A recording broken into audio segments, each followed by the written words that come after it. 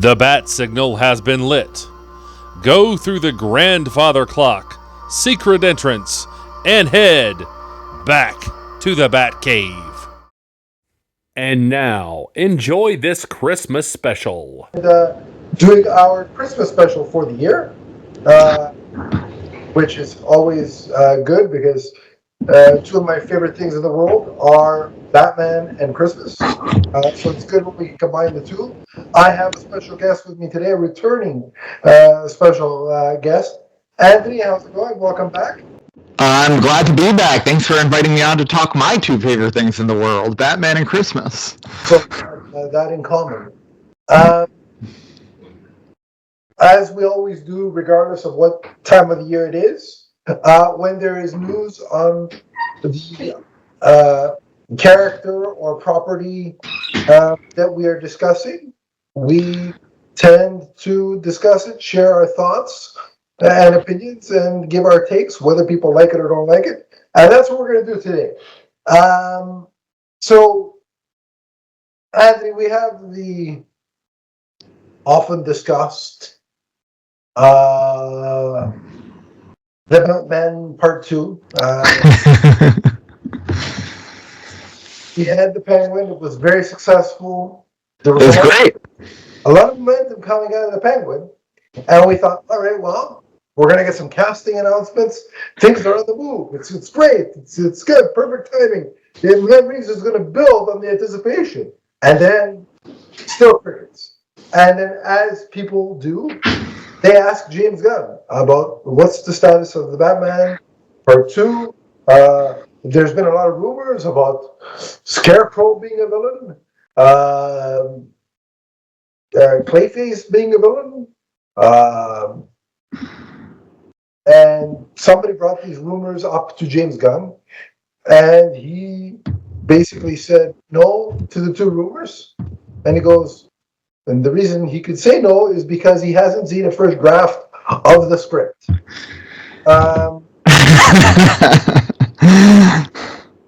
The person who got debunked for a second time in the matter of 2 weeks by James Gunn, first was his report about the Superman trailer or the development of that trailer, but he was questioning how that could be that there's no first draft of the script when Matt Reeves supposedly had said that he was nearly done. I don't know about you, but just me personally, I'm going to trust the guy that's the head of DC Studios to release a script or not.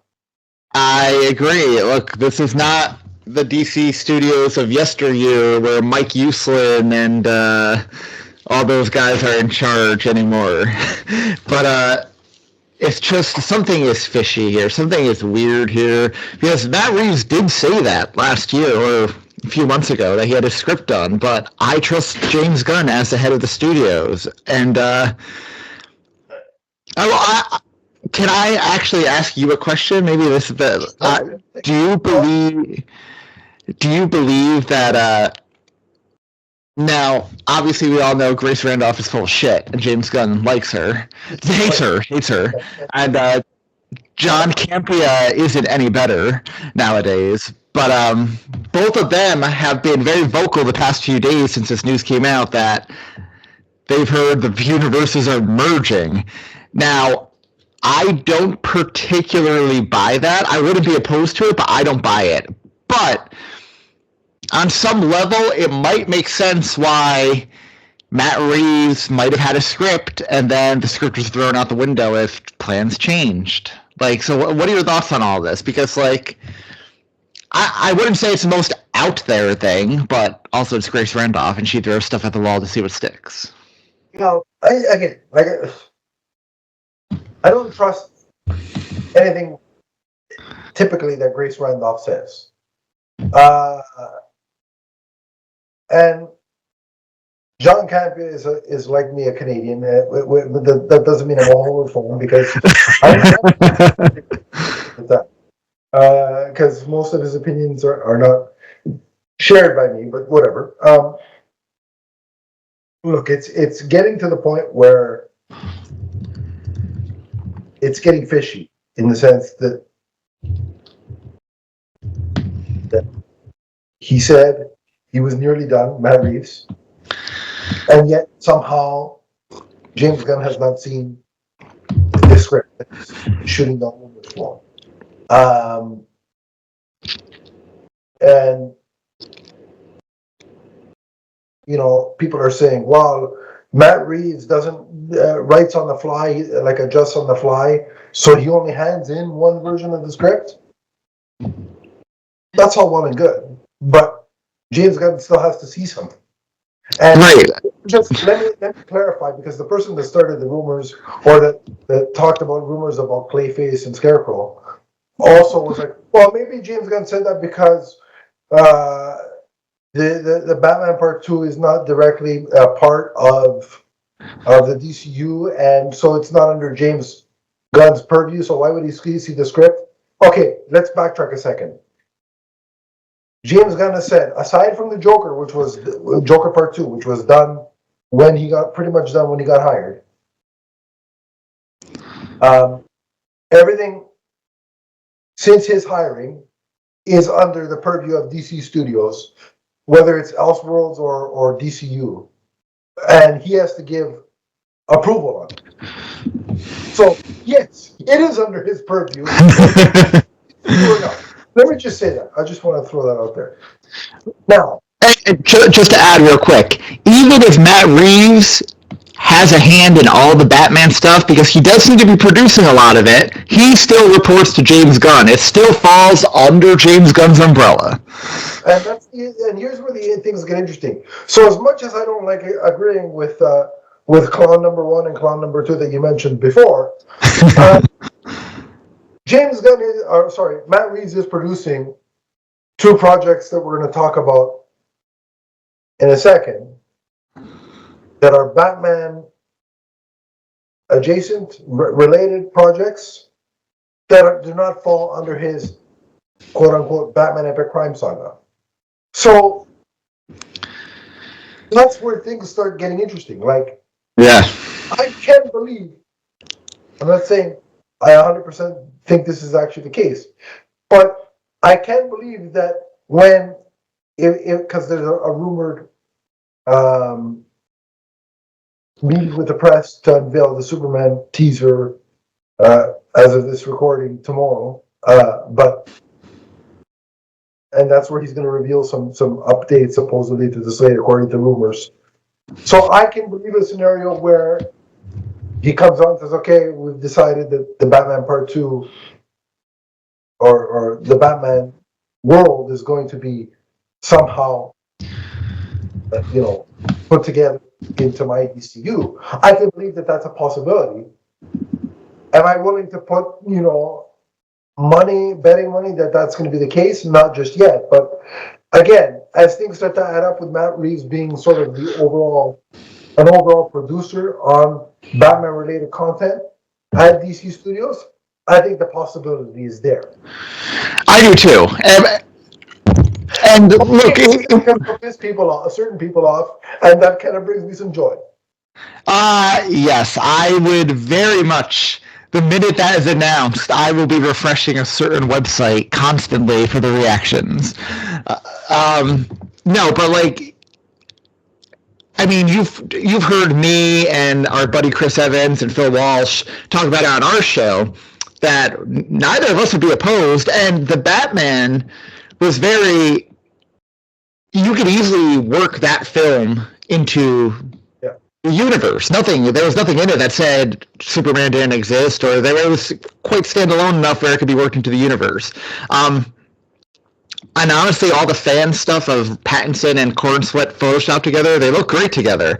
I do think if they do work him into the extended DC universe, though, Reeves would have to do an aesthetic change, because I think Gunn wants to go way more comic-y than Reeves was going, but you could easily have an in-story reason for that. He progresses in his career, so he changes things up. It's like it could be a simple. First of all, I agree with you that the Riddler is typically the Riddler. I mean, he was wearing, a stripped down, grungier version of his costume, but the Riddler basically being a serial killer who likes to tell riddles is some out of the box, out of this world inspired take. I mean, that's pretty much what he is in the comics, just more flamboyant looking. Right. Comics. And typically, the way I see how this could work, it could be a scenario where if Matt Reeves is telling a Batman story where no other, let's say this rumor or this talk from John Campea and Grace Randolph, and it just makes me sick saying her name on the show. But let's say they're right for a second. When Matt Reeves is telling a solo Batman story that doesn't require a superpowered DCU character to be involved, it could be very much in the tone of the Batman, and it would be like an issue of Detective Comics. Exactly. It's dark, it's gritty, and then 2 weeks later you go to the comic shop or you buy it from your Amazon Kindle or DC Unlimited. There's the cheap plug, DC, thanks, you're welcome. Throw me a bone, I'm just kidding. But, you go to your comic shop, and then 2 weeks after that detective issue, Batman's in a Justice League issue, and it's the same Bruce Wayne. It's not a different Bruce Wayne. It's not a different time period. Mm-hmm. And nobody says, how is this possible? I don't understand. Well, and here's the thing as well, and maybe this could be a nice seg into talking about those other two dated movies that we want to talk about. I don't expect, nor do I want, the DC universe to be the same as the MCU. I don't expect, and Gunn has made that clear in his interviews. I don't know what people are still confused about. He's made it clear these are going to be, they all exist in the same universe, but they're going to all have different aesthetics and be able to stand on their own. Yes, Superman has other characters in it, but that's what his story requires of it. He's not saying a Batman movie has to have 5 other DC characters in it that aren't typically associated with Batman. Like, people need to get past this expectation that I think Marvel has ingrained in people, that there's going to be a million different types of crossovers in every one of these films, because it's not going to happen. Cameo's sake. Yeah, exactly, yeah. Yeah, it's not going to happen, and nor should it. Like, I don't want to get on a Marvel rant here, but there's a point to this. I still see every Marvel movie, but I loved it up through Endgame until post-Endgame, where it started becoming like homework because there was so much crossover. And that's what I don't want from the DCU. Right. I love the idea of, okay, I go watch a Batman film, but if a Lobo film doesn't interest me, I don't have to see it to be able to follow the next film in the DCU. And I think that's how the two universes are going to differentiate. And again, that's why I'm intrigued and excited by the fact that Clayface and the Dynamic Duo are dated before a Batman or a Wonder Woman film. I don't want them to follow the same path as Marvel, where you just do your 6 main heroes in a movie, in its individual movies, before a big team up. Like, let filmmakers and writers, have a story. Don't date a character just to build to a team up movie, if that makes sense. And all it takes is really, if you want to say, look, they're connected, is, let's say, hypothetically, Justice League. Mm-hmm. That hasn't been announced. It will be eventually, but it hasn't been yet. Yep. There's enough reference by Superman to Dick Grayson. That doesn't mean Dick Grayson has to appear. Right. Both are in the same universe. Done. What? And exactly. In a Batman film, nobody has to appear, but you can maybe see the Daily Planet on his kitchen table. Done. I don't need to see Bruce Wayne show up in a Swamp Thing movie. I don't need that. Right. To know that they exist in the same universe. Now, right, exactly. If the story requires Swamp Thing to swim or whatever he does to get places, or swim in a planet of time, if it requires him to be in Gotham and he needs to converse with Bruce Wayne for a story-driven purpose, great. But I don't need Bruce Wayne to show up. Exactly, and I love that idea because and again, I'm taking James Gunn at his word here. I love the idea that these are all going to have different aesthetics. Some are going to be rated PG, family friendly. Some can be rated R, depending what the story requires. Give me a horror movie Swamp Thing or Justice League Dark, for example. You know who I need to appear in Batman movies in the DC universe? The Batman. That's it. Realistically, that's all I want. Mm-hmm. I don't need Constantine. I don't need the Flash. I don't need Green Arrow. Would I mind if they're there? Of course not, depending if the story needs it or not. But I don't need them to be there for the sake of, hey, they're there. Yeah, I'm so confused though. I thought Batman only works alone. I thought the Bat Family is ridiculous fluff. The Bat Family, less than a year, or maybe a full year after Batman debuted. I think I don't have the exact dates, but I'm pretty sure it was a year or just over a year or just under a year from Batman's inception. So I'm pretty sure certain people only like the 1939 first appearance of Batman. 2 months of Batman because no other Bat Family was there. Like, is that how it works? I don't know. But to me, the Bat Family is essential. It's an essential part of Batman. Yep, absolutely. This is my bias, so it is what it is. But my touchstones for Batman before I got into the comics was Batman 66 and the Burton Schumacher era. Yep, me too. That's mine too. It wasn't, Batman's alone forever and ever and ever, that's all the way it could be. No. And look, and not to get on another tangent, I agree with the people who say the Bat Family has become too big in recent years. When I say the Bat Family, I want to see Robin, I want to see Nightwing, I want to see Batgirl, I want to see Red Hood. And then, Damian and Tim Drake, Damian, whatever. Like, it only needs 4 or 5 members. That's fine. Thomas, I don't need to see the other guy. Batwing there? What's his name there? Jace or whatever the thing. I know what you're talking about, yeah. 5 Bat Family members in the movie. Mm-hmm. 5, great. 45, not necessary. But there, the certain core of them, the Robins, the Batgirl, the Nightwing, those are the essentials to me. Yep. They're part of they're what makes the universe and the characters appealing. And being a tad fantastical should be there as well, because in my opinion, the best version of Batman outside of the comic books in other media, we've said this the last time you were here, is Batman the Animated Series. And that balanced grounded mafia stories and fantastical. And it balanced it perfectly. Mm-hmm. And that's the Batman I grew up with. And that's what I want to see on screen. And that's why I feel, honestly, if they do incorporate Matt Reeves' Batman into the DCU, I think his first film is a perfect, and then you take the Penguin with it, it's kind of the perfect from the mobs to the freaks. You could easily see it going to the more fantastical villains in the next sequel. And you could easily see it as well, like, Gotham is very stylized. It looks more comic booky than any Gotham since Burton's. It's probably my second favorite to Burton's. Mm-hmm, me too.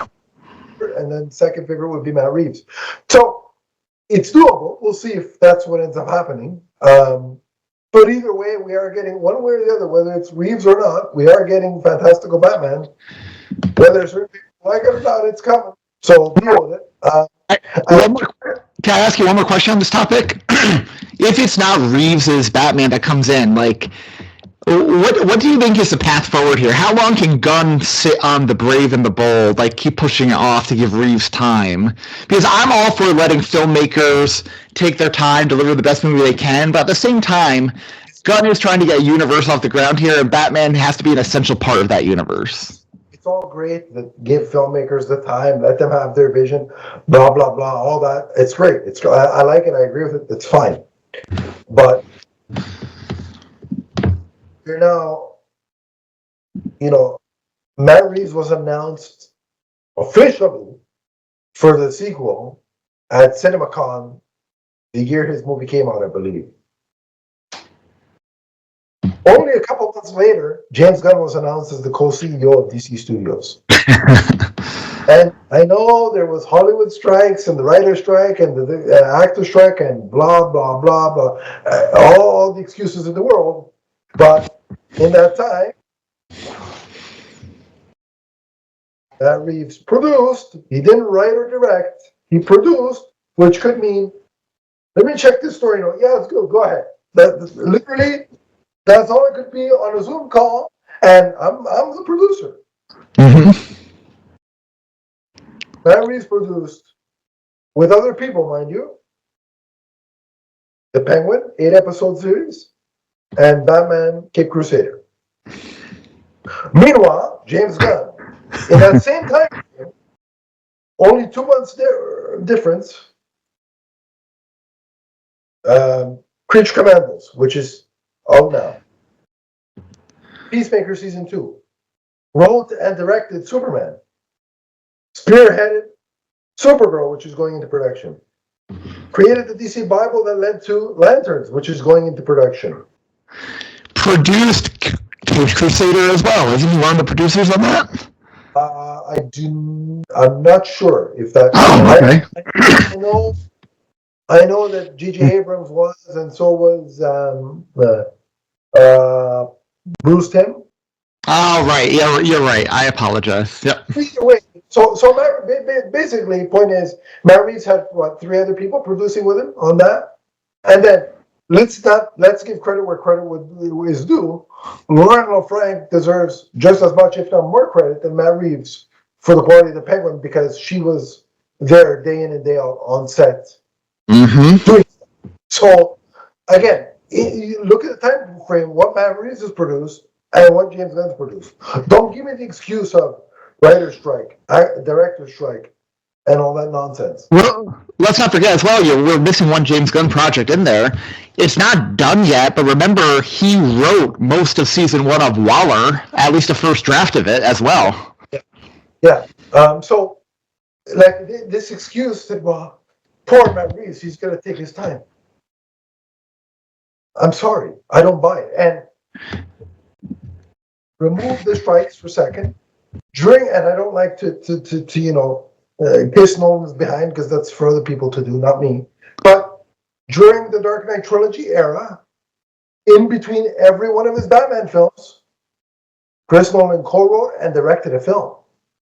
That's a lot more intense than producing. Actually, I pulled this up because I had a feeling you were going to talk about this. 2005, Batman Begins came out. 2006, The Prestige came out. The Dark Knight came out in 2008. Inception came out 2010.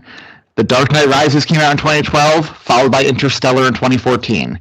He was making a film, and not just any film, like damn good received films that people love, every 2 years.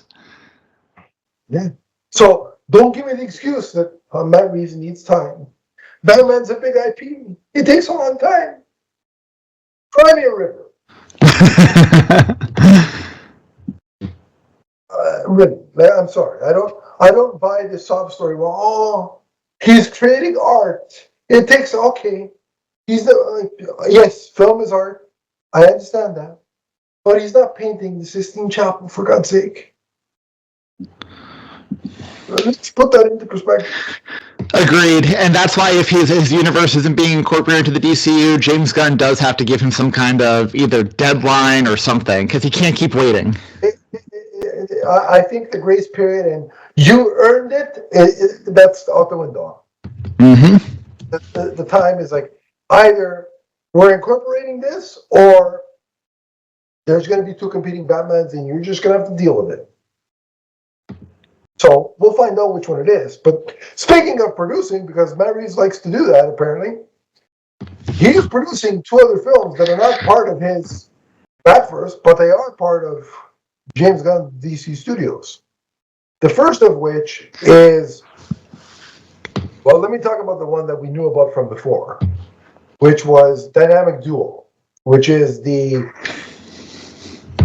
animated claymation live action hybrid story of Dick Grayson and Jason Todd. That has been given a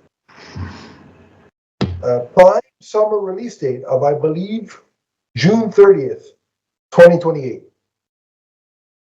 Now, again, the reason why that is so far out is because animation takes longer than live action to produce. It's just, that's why it's not for another, 3 or so years. But well, I think that's part of the reason. I think the other part of the reason is too, I don't think James Gunn plans on inundating us with 10 projects a year of various qualities like Marvel does. Yeah. He's basically, now whether he sticks to this or not will be we'll see. But he's pretty much said 2 live action projects or 2 films and 2 series is going to be the output per year, ideally for DC Studios. And he also said he wouldn't officially announce or date a project unless it was 100% a go, like done and ready to go. Yeah. So that's the release date for that. Now, my question is to you, because Gunn did not specifically clarify this as of yet. Again, Matt Reeves is also producing that project.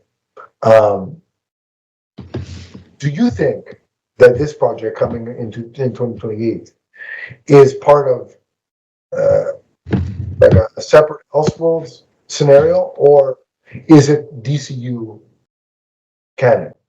I have a feeling it's going to be DCU canon. I feel like this is going to be a way for him, because we already know Damian's going to be the live action Robin from the get-go in a Batman film. I think this is a way for him to give us the origin story of Nightwing and Red Hood before, who are already going to be established probably in the Batman. This is a way for him to show us their origin story for general audiences. So I think it's going to be like a little prequel within the universe. I'm inclined to believe that as well. And also the fact that they're getting us up at a prime summer release date shows the confidence and importance of it. They throw this in February.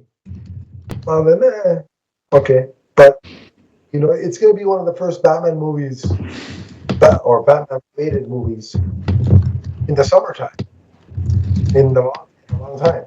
So, that's, I think, a pretty important fact to put out there. But that's all we know is that it's got a release date. We know that from the last time, the first time that it was announced, it has been written. It's got directors, so we're just waiting on casting. I'm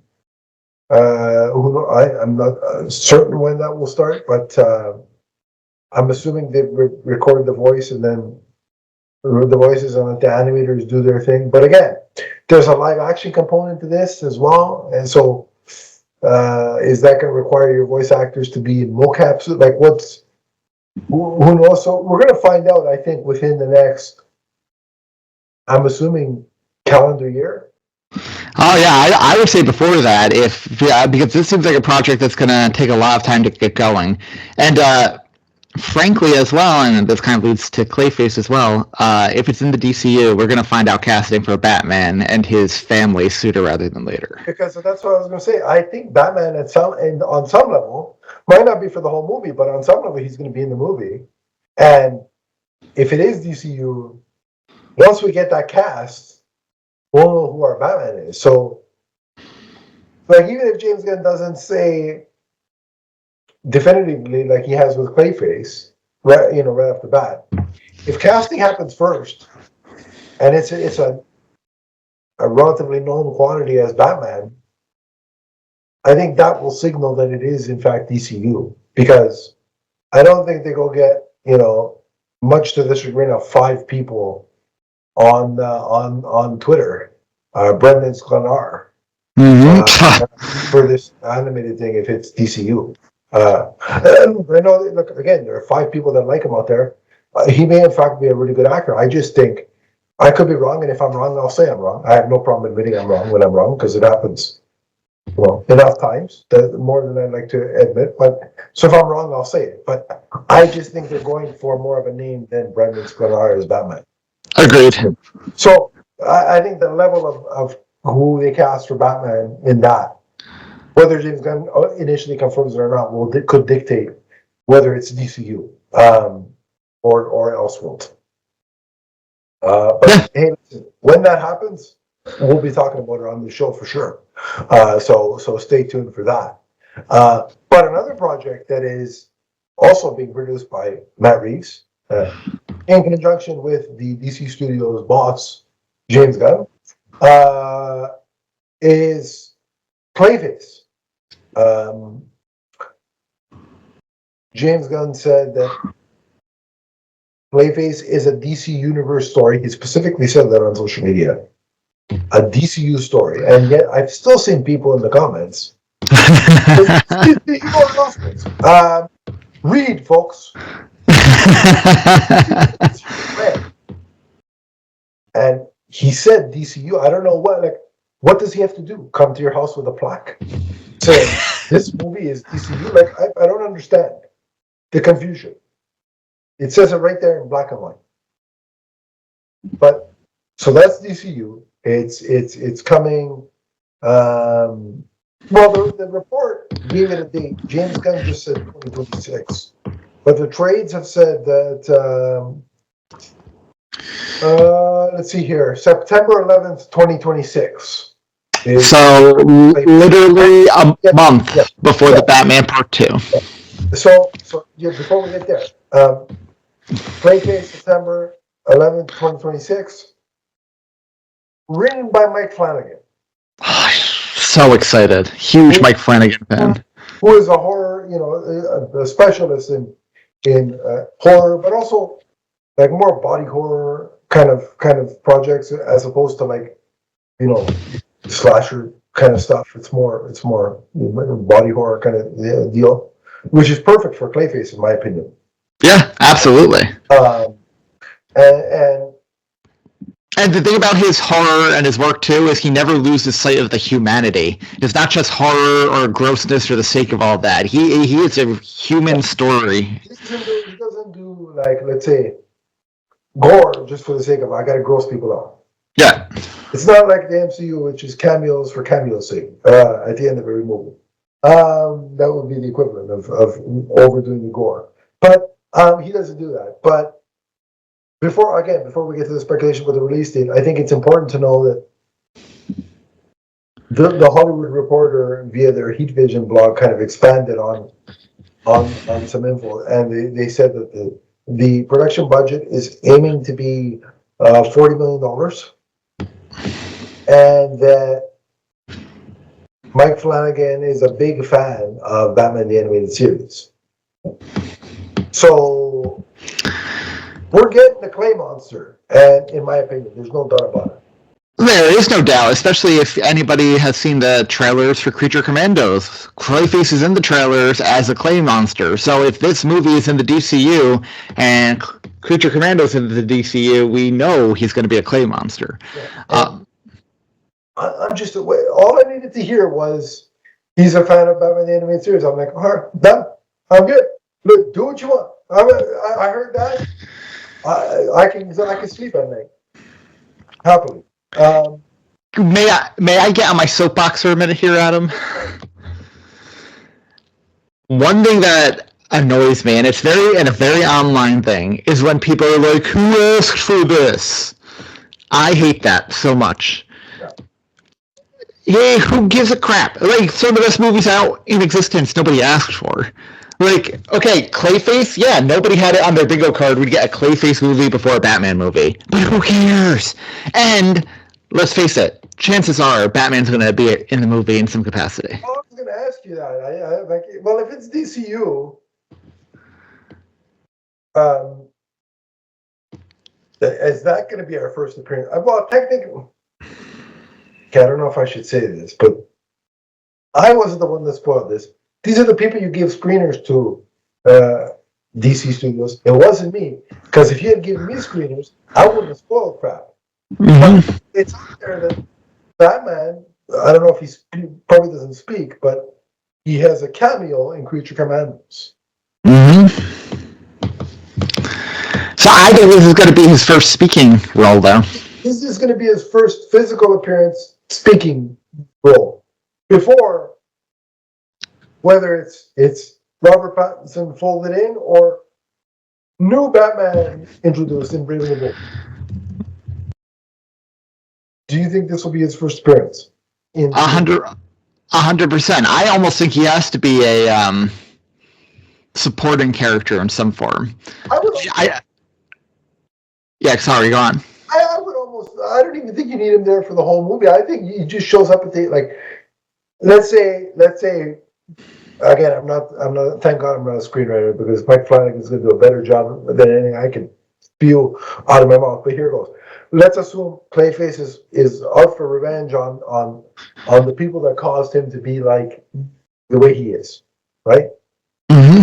The third act of the movie, he's already killed some people. Third act of the movie, he's on his last. He's getting the main culprit.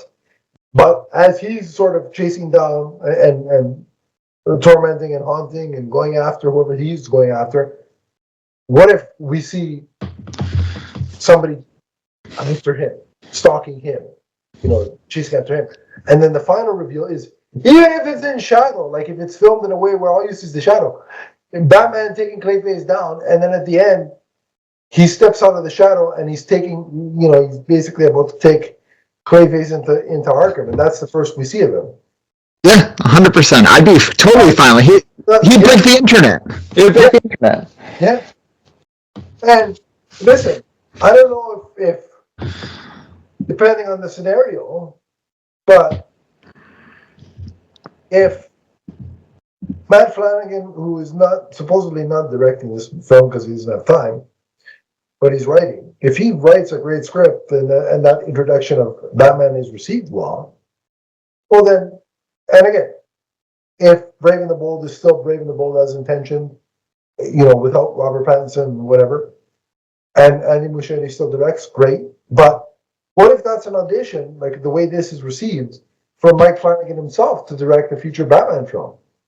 Right. Universe, right? So there's a lot of things at play here, but I got to think at some point Batman's got to be in that movie on some level. I think so too, and I always thought it would be interesting to do kind of like a movie from the point of view of one of Batman's villains, where Batman is the antagonist. Like we see it through their eyes. He's kind of the villain in their story. Yeah. I think that'd be really cool to do. But seeing him an outright villain, like they kind of sort of did in BVS, where he spent 3/4 of that movie trying to kill Superman. But yeah, don't do that. Yeah, no, agreed. Again, please. But yeah. So, like I said, I think we are going to see Batman in that movie, and that'll be his first live action appearance in the DCU.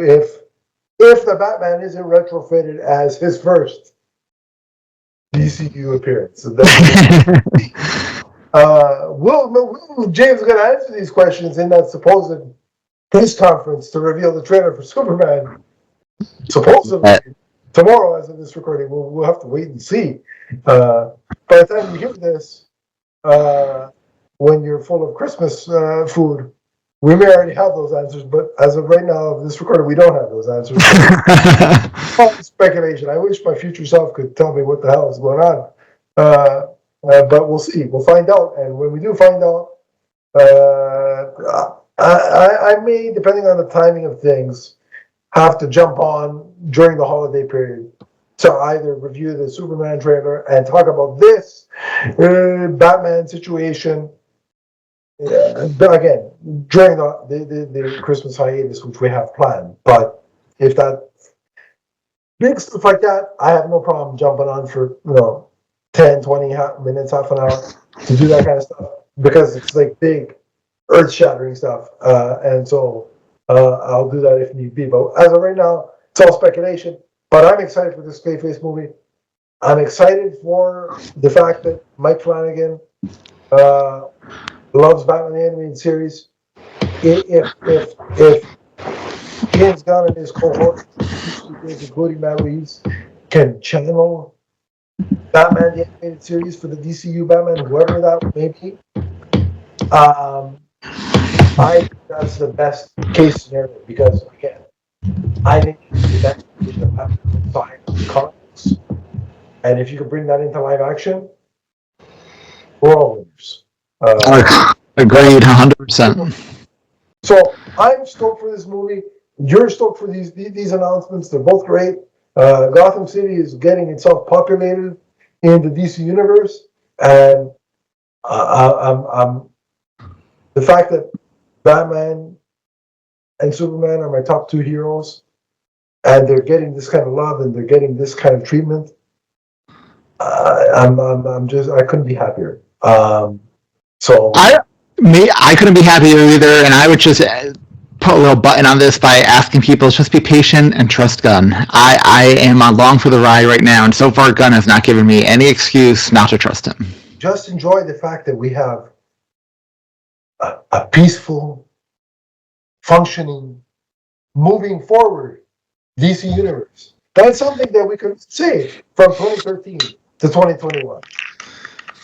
Yes, and just ignore the people out there complaining about Creature Commandos saying he ripped off Zack Snyder's Nightmare Vision. Yeah, okay, you see, okay, I'm going to say one thing, and then we're going to take a break and move on. But here's the difference. Zack Snyder wanted to make a whole movie of that crap. A whole 2.5-hour movie of Superman being infected by Darkseid and probably going on a killing spree because it's better than he snaps on his neck, but wanted to make it 10 times worse because for some reason Superman has to graduate over 3 films into being Superman and can't just be Superman because, well, that's not cool. So there's a difference between here's a flash forward into a potential future, but we're not going to explore it for 2.5 hours, as opposed to here's a 2.5-hour in canon movie that you have to sit through before you, if that one does well, maybe finally get the Superman we've all been waiting for. There's a difference, folks. 100%. So that's all I'm going to say. But we're going to take a break because that's all the news we have. On the other side of the break, we are going to actually get to the Christmassy portion of the show, which is a review of Batman-Santa Claus, Silent Night, Volume 1. We'll be right back. What's up, everyone? It's the Emerald Enthusiast.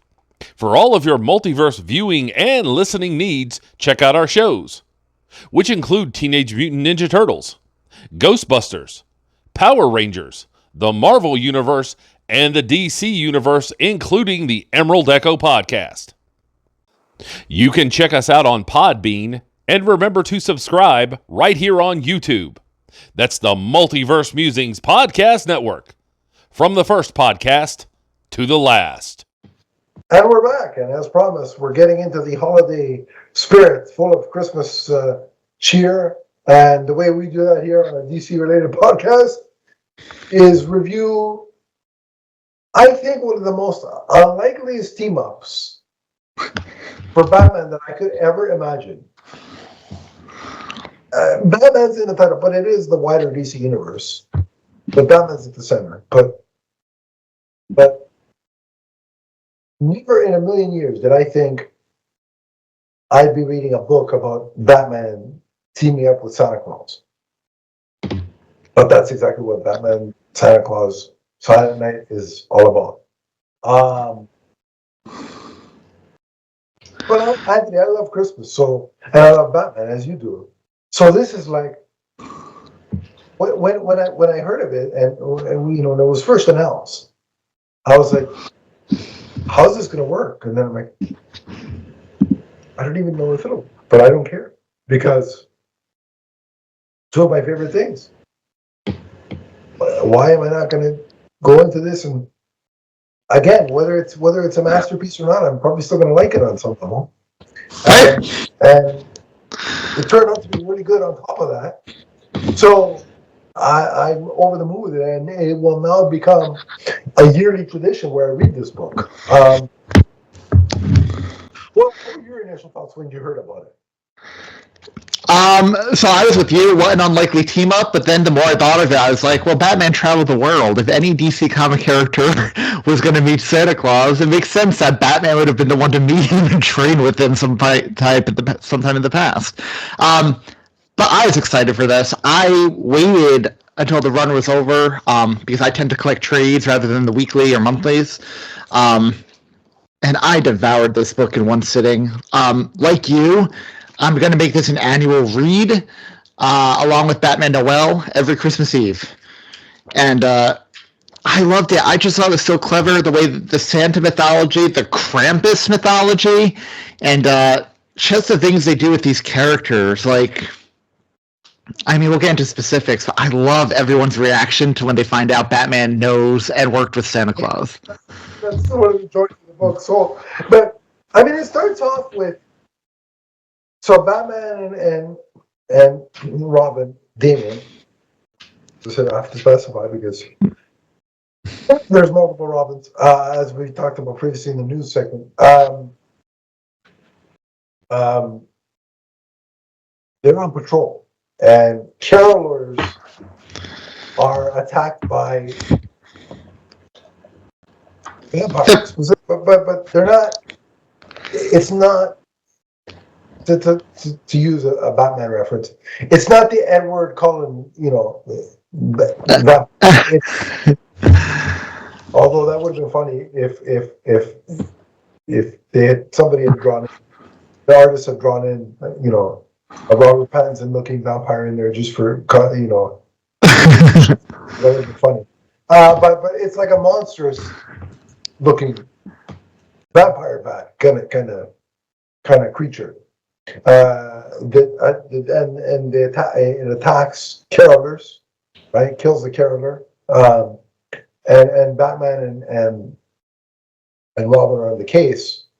And what we come to find out is that it's like a Nordic vampire of Norse mythology. And so along the way, that's, as that is happening, that's when Santa makes his first, appearance, and on the roof, and at first Robin's like, who's this?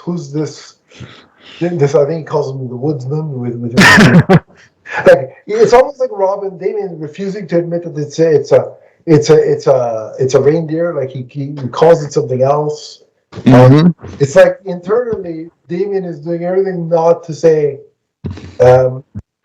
Just curious, is that Santa Claus and a reindeer? But he was doing everything to try and convince himself that no, it can't be that. So I'm just going to call it somebody else, something else, right? Well, just so in character for Damien. Because why would he believe in Santa Claus? Yep. But then that's when the reveal happens that it's actually Santa Claus, and I think the reindeer in question was Prancer, I believe, if I remember correctly. And that's when we learned that Batman had at some point trained with Santa Claus. And he said, I even took some techniques that I still employ to this day. I don't know what those techniques are. I would have loved if he had specified, like what techniques he took from Santa Claus. Because especially if it was like the Santa. I mean, when you think of Santa mythology, right? It's the sneaking around into houses, knowing when you're sleeping, knowing who's been bad or good. That's all Batman stuff, just on a different level. I love all that. It's probably stuff he took, right? Yep. And then we also get a sense of, because it's Nordic myth and because Santa's involved, Batman asked for help from a friend who is well versed in the magics. And at first, before they showed up, I'm like, is he going to bring Constantine in on this? Because if Constantine comes in, imagine Constantine's meeting with Santa Claus? What that would be like? Now I kind of wish that had happened. I'm willing to guess that Constantine's on the naughty list. I'm just limb on that one. But it's Zatanna, and I look like she shows up when she sees Santa. She's like, and this was the reaction of pretty much everyone. But Superman had the best reaction. But I'll get to that when I get to that. Yeah, Superman's is my favorite. But Zatanna's like, is that?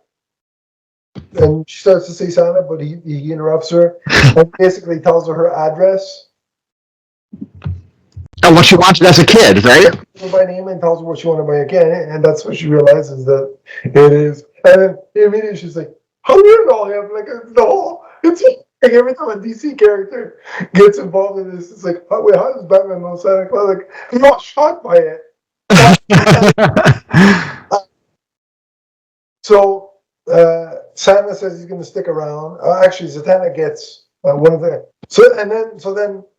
In addition to Zatanna, Nightwing and sort of Batgirl make their entrance on the scene when this vampire creature, when these vampire creatures are sort of causing chaos. And again, they all have the same reaction of how the hell did we not know, especially being Batman's family members, that Batman knew Santa Claus. And Dick even makes the comment. I was like, "Oh, he told me stories when I was a kid, but I always thought that they were just stories to make me believe in Santa Claus. Mm-hmm. I didn't think they were real, right?" And so I got a kick out of that. But in the midst of the fight, because, and I think what I think is important that this book does is that yes, the Bat family is very formidable, but the Nordic vampires, I can't remember their actual designation, their name. They had a specific name that I can't recall now, but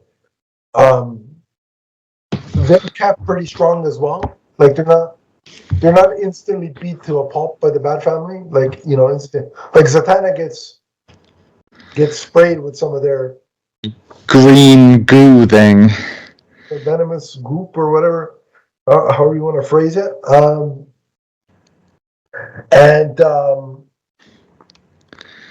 And so Santa has to take Zatanna with him so that he and the elves can sort of cure her. I love that.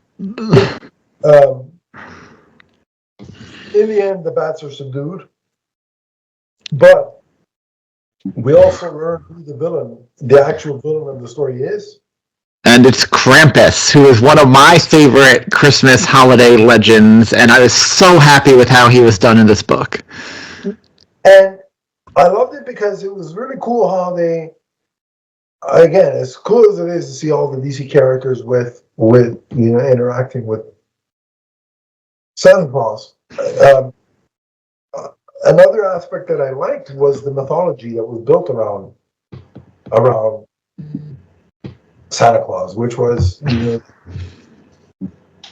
he was a woodsman and there was a time back in the olden days that he did fight all these mythological creatures, and sort of he couldn't bring himself to kill.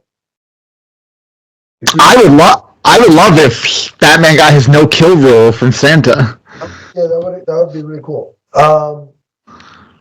So he kind of put them in like a void, something like the Phantom Zone to me.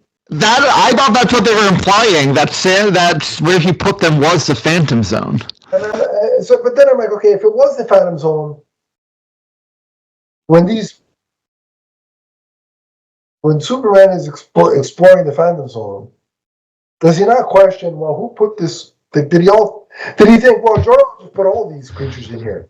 Was that like? Did they never come up? Like, where did Krampus come from? Who put Krampus in this thing? Right. Unless the Phantom Zone is so vast that Superman didn't get to that portion of the zone yet. Who knows? But so I just assumed it was the Phantom Zone as well.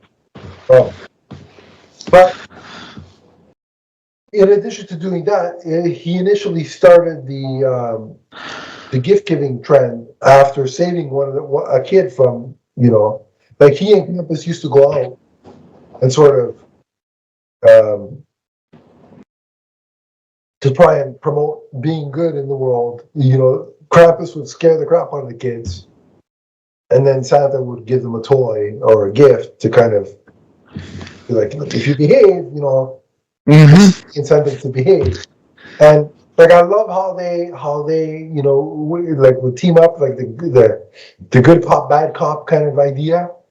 Well, and I love that Santa kind of had him reined in a bit, because Krampus initially, his instinct was to eat the kids, and Santa was like, no, we can't do that, but you could scare them. Yeah. And then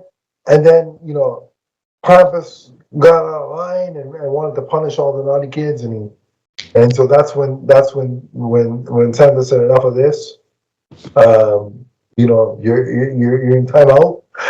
And so that's really, the impetus for Krampus, who has come to kind of sort of exact revenge. But it was so, like, that whole mythology and that whole scene in the book where Santa is showing the DC heroes a vision of the past, like through whatever technology he's using, that sort of hologram, whatever it is. I call it a hologram, I guess. That was really cool, and I gotta give credit where credit's due. The art in this book by who's the artist? Was it Michelle? It's Michelle Bandini, Trevor Hairsine, and Alex Sinclair. Yeah, so Michelle Bandini did the bulk of the art, and then you had the colorist and the inker. But the art in this book is fantastic. Yeah, I wanted to comment on the art for a minute, because a lot of this takes place in Gotham, obviously, so she manages to make Gotham dark and gritty as you'd expect, but the color she uses, the snow, it does feel like a Christmas book. She manages to inject that Christmas feeling throughout without ever compromising the actual DC world and betraying what it actually is supposed to look like. Yeah, agreed. I love the art. Like, the characters all looked classic, like the way you'd expect the characters to look, like the quintessential kind of looks for them. Especially Santa, like, he did look a little bit more badass, but he still looked like, oh, it's Santa. You had that warm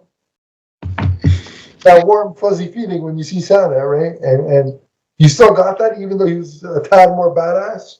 Oh, 100%. Like, if you saw the dude, there's no question, you'd know it was Santa. Yeah, but then also, hey, we better behave, otherwise this guy could... He's going to beat the crap out of you, yeah. Perhaps. He'd be like the soup Nazi from Seinfeld. No soup for you, instead of but, so yeah, the art was great. But I liked how they incorporated other heroes besides the Bat family by having different mythological creatures sort of be let out by Krampus. Yeah, so, and it's not just in Gotham. It's starting to happen all over the world. So he needs the Bat family needs as much help as they can get. So you don't even just get the core members of the Justice League. You get the extended Justice League. What were they? The Harpies, I think it was. The Harpies, yes. And that brings together Wonder Woman, Hawkgirl, and Joel Milan, the Green Lantern. Yep. I love that interaction between the three of them. And two things that I found interesting and of note in that segment was, on the one hand, you had Wonder Woman, who's able to, while using the lasso, communicate with one of the Harpies, right? Mm-hmm. Which makes sense. Greek mythology. Yeah. Like, again, I love the way they were able to be mindful of. Okay, we have to keep. They were juggling different mythologies in this one book. There's the DC mythology that we have to be mindful of, the continuity, certain aspects of continuity at least, but also the Christmas and Santa Claus mythology. But then we're going to bring in, Greek monsters, so we have to keep sort of in line with that mythology. And so it was a whole, swath of juggling different mythologies, and I think they did it flawlessly here. So the fact that Wonder Woman could communicate with them was cool. And I love the line from Joe Milan when she goes to Hawkgirl. Well, can't you just talk to them and tell them to stop? And she's like, I'm not an actual bird person.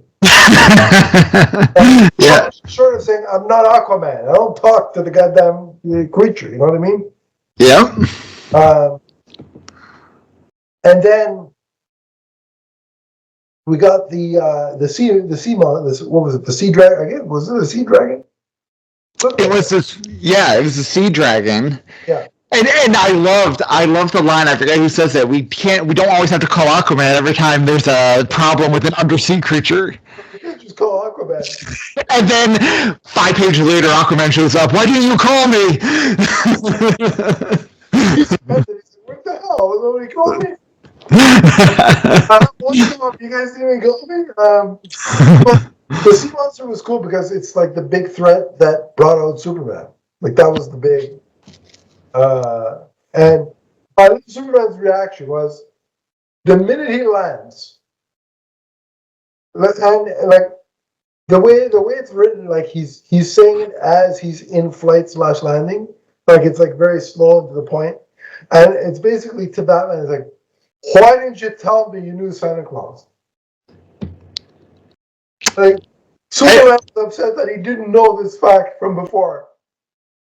It's just, and the art is so good. It's just that childlike wonder on Superman's face. I love it. His facial expression was excellent in that scene. It was like especially when he first sees Santa Claus, it's like, oh my God, it's like he's literally like a kid at the mall waiting in line to go sit on Santa's lap and tell him what he wants for Christmas. That was Superman's facial expression. Yeah, it's wonderful. How can you not relate? Like, people use this erroneous claim, like, nobody can relate to Superman. I remember the moment that I first saw Santa Claus and had that exact same expression on my face when I was a kid. Mm-hmm. Yeah, exactly.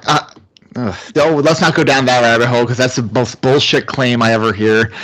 Don't tell me, you can't. Yes, you can. It reminded me of one of my favorite episodes of the Justice League animated series where Martian Manhunter goes to the farm for Christmas with Superman.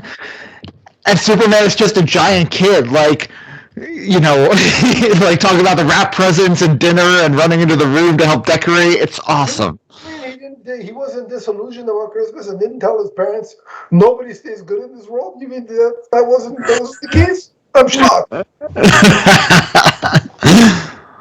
Who knows? Superman could enjoy himself and be a big, lovable, kid at heart. Who knew? So yeah, his reaction was great. Like I loved it, and the whole time, like anytime Santa asked him of anything of him, he's like, "Yes, sir," and he's like, you got that Midwestern kind of vibe from him. Yeah, like he revered not only because it was Santa Claus, but because it was an elder and he has respect for, like, you taught to have respect for your elders. Like you got that sense, and then on top of it, he went extra because hey, it's Santa Claus. Well, what I love too. Can we talk about Damien for a minute? Yeah. So it's around here Damien gets taken, right? Yeah. And I just such a smart story choice and writing choice to have Krampus kidnap Damien, because everyone knows, James Gunn even said in his DCU announcement, Damien's a little shit. He's a little son of a bitch. Yeah. So of course he'd be the Robin. He's a kid. That Krampus would have a target on his back. And I loved that story choice. And Damien then in captivity having to use his wits and everything Batman taught him to get out of it. It shows you how smart Damien is, because he said, okay, this kid basically, Krampus is having a crisis of conscience, basically he wants to revert back to his base nature of, I want to take this kid out. Mm-hmm. But he's also struggling with remembering the good old days where he's like, but Santa told me we're just supposed to scare them. So Krampus is even struggling with what do I do here? And Damon has the wherewithal to think, if I show that I'm repentant and I just miss my father, he will eventually let me go or let me out of here, or it'll buy me enough time to get out of here. So feel how smart Damien is, and I love that. But there was one scene as that's happening, the book transitions back to the heroes, and once because Superman was infected by magic and was possessed by Krampus, and once they got him free of that, they're all getting ready to go save Damien, and Santa says something, where it's his response. He's going to save Damien to make up for fulfilling a wish that he could never grant Bruce, which I'm assuming the wish was never stated, but I'm assuming the wish was, I wish I could have my parents back for Christmas. Yep. That one line, and it wasn't even specified because I knew what it was, nearly broke me. I felt so even worse for Bruce. I'm like, can you imagine that poor kid from the age of 8 onward every Christmas writing a letter to Santa saying, please bring back my parents? Yeah, it's heartbreaking. But it was the way it was executed, and the way it was written. It was so beautiful and so well done. I think Jake Parker, who wrote this, does just a phenomenal job. Like, he understands every single character that he's writing here. It's great. And then of course, Robin is saved, and Krampus is sort of dealt with. He's redeemed, right? And what I love about that is that it's such a Santa thing. Santa does not want to punish Krampus for everything. He's like, I made a mistake by giving up on you and locking you into what's essentially the Phantom Zone to begin with, and I'm sorry. You have done things, but we're going to get through this together. You're forgiven. Yeah. And that's such a Santa Claus thing, and I loved that. It just shows you I think that it shows you the parallels between Batman, Santa Claus, and Superman, because all three, listen, Batman at any moment could look at the Joker and say, why do I keep putting you in Arkham? Why do I keep trying to rehabilitate you? It would be best for the world if I Zack Snyder'd you and took you out.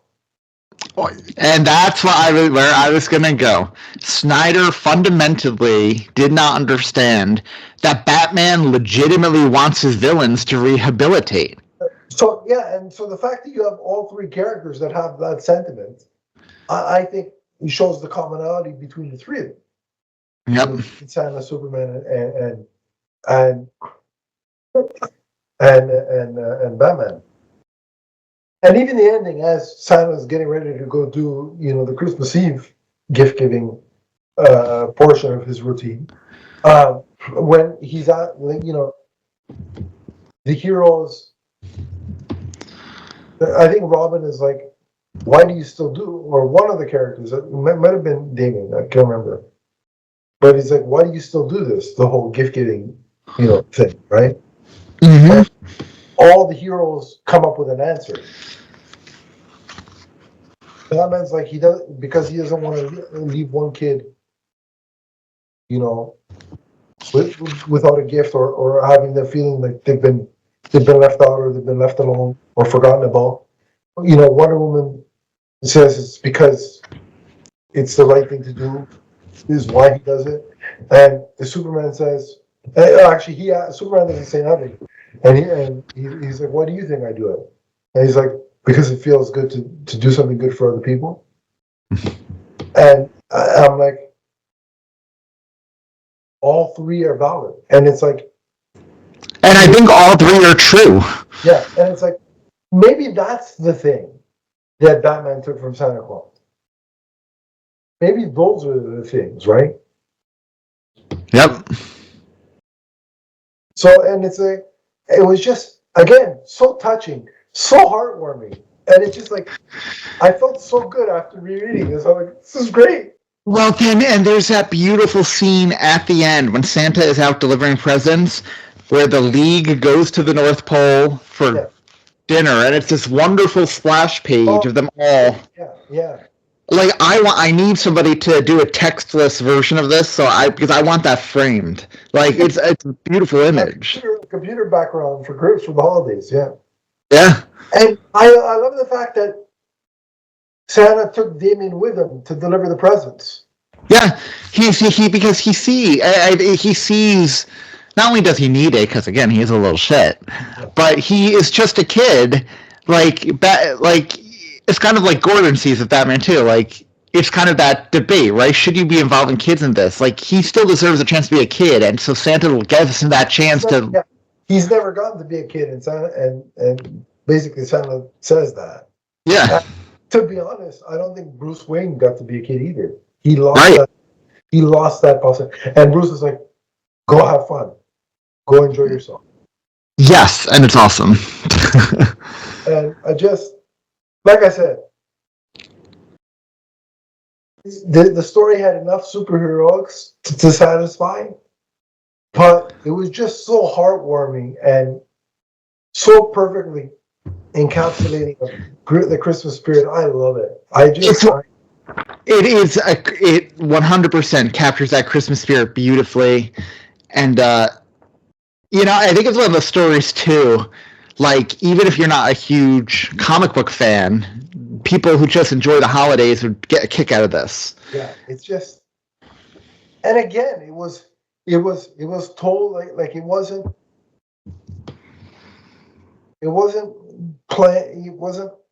winking or nodding at the audience. Like it was a serious, like not when I say serious, you know what I mean.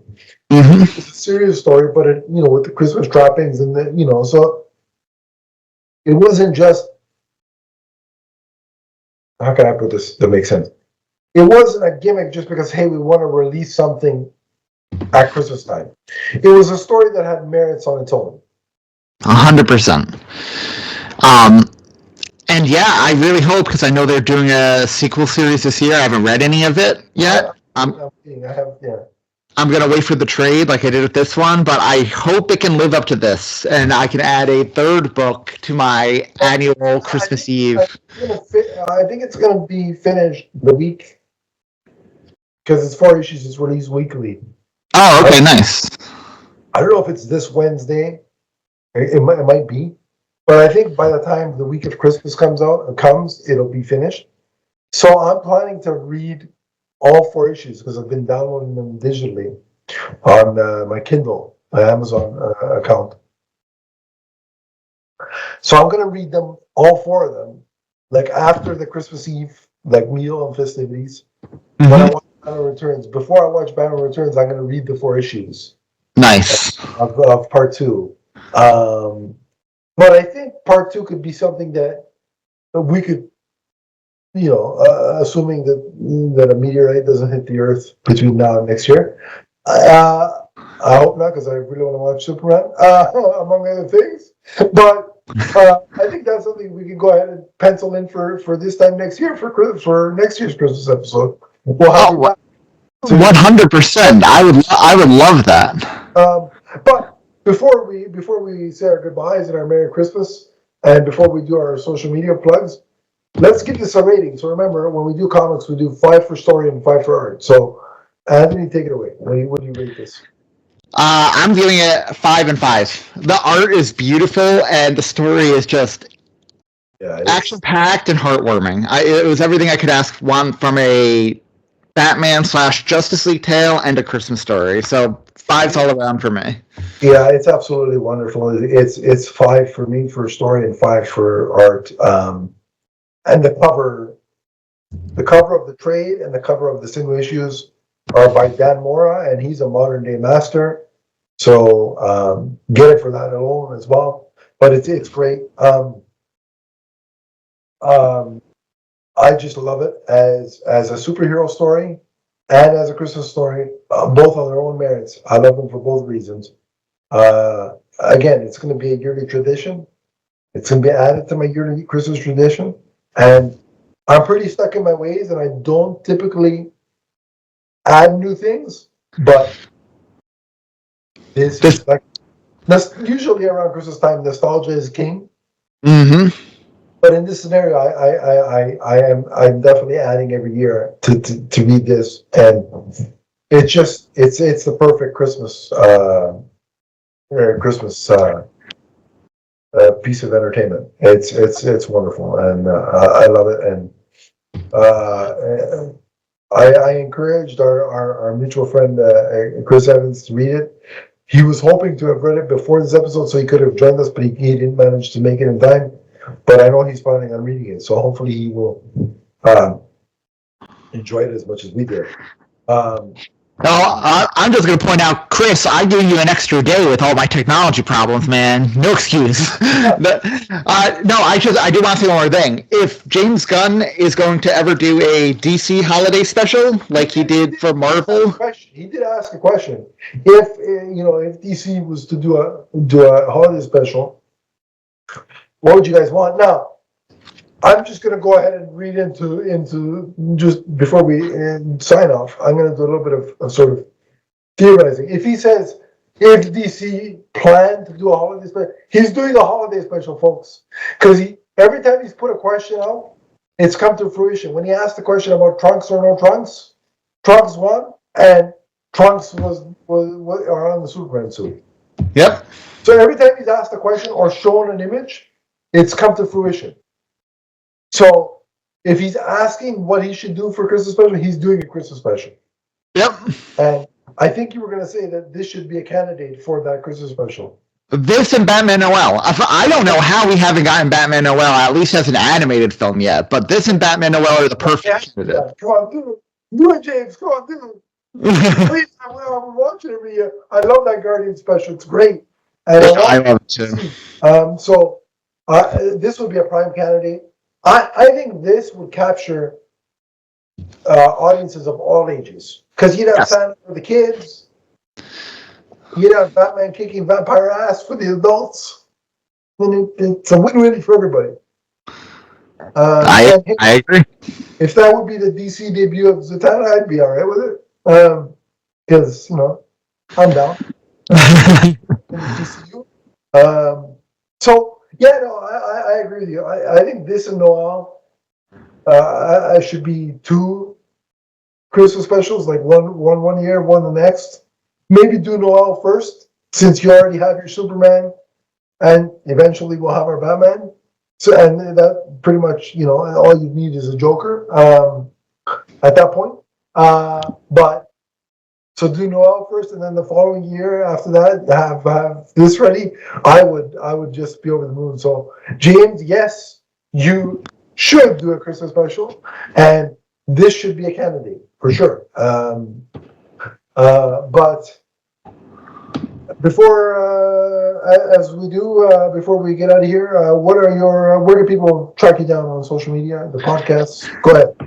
Well, if you want to hear more DC talk, follow me. Follow the podcast I host with Chris Evans, who you hear on this show all the time, and Phil Walsh at DC Unlimited Pod. We talk all things DC, a lot of Batman, James Gunn's universe, etc. If you want to hear more Christmas talk, you can follow my year-round Christmas podcast, Tis the Podcast, at Tis the Pod on Twitter, Tis the Podcast on Instagram. All year round, every Monday, we review a different Christmas movie, TV show, special, comic book. We've done Batman Noel in the past. We've done Batman the Animated Series, Justice League. So there's some crossover there. Batman Returns. So check us out. And you can follow my personal Twitter account at The Sanderson Bro. Awesome. If you want to track me down, it's at Adam_DeesFan on Twitter. We have the Facebook group for this podcast network listed in the description below. Click that. I will add you, and we can continue the conversation there if you so choose. But I'd like to wish Anthony, all my podcast co-hosts,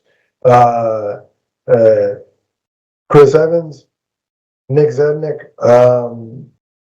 Donnie, of course, everybody that's come on this podcast, everybody that's watched and listened to this podcast, Merry Christmas, Happy New Year, and Happy Holidays.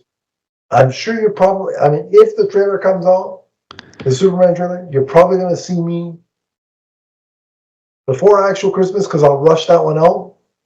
But this is the official Christmas episode, so Merry Christmas, Happy New Year, Happy Holidays.